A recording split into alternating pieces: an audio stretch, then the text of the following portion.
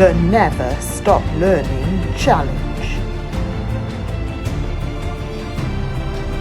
So for my Never Stop Learning Challenge this month, I've been attending an online conference with voice teachers all over the world, and one of the classes that I particularly enjoyed and wanted to share a little bit with you was Dr. Marco Guzman's talk all about water-resistant therapy with regards to the voice. So water resistance therapy is another form of semi-occluded vocal tract exercise. We use a lot of these in our lessons. If you've ever been asked to do this, is a semi-occluded vocal tract exercise. Semi meaning partly, occluded meaning partly closed, semi-occluded. Your vocal tract is the space basically from your vocal cords here up and out of your body, essentially. So a semi-occluded vocal tract is a vocal tract which is partially closed at some point, and we do that in a variety of ways. Like I say, this lip trill is an exercise we use an awful lot to do that with.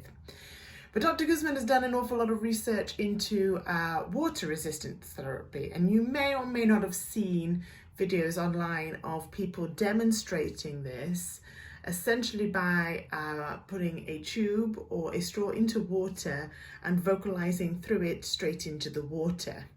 Now I had to pinch my daughter's cup to show this to you, just to give you an idea of what we're talking about. Now I've pinched this cup specifically because the straw within this cup is slightly wider than your average drinking straw.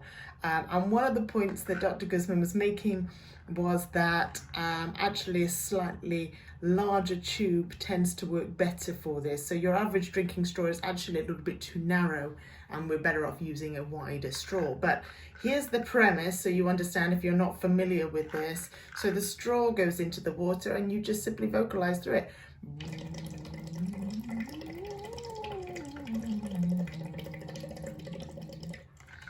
Now, the key thing I've learned from this class and that I want to share with you is that simply putting a straw into water and vocalizing through it is not enough. That is the exercise, as it were, in its most base form, but it's how we use the exercise that can achieve better or potentially worse results with the voice. So there are a lot of variables we have to take into consideration. Like I say, the size of the tube being one of them. But possibly the most important one that he stressed was how deep into the water the straw goes.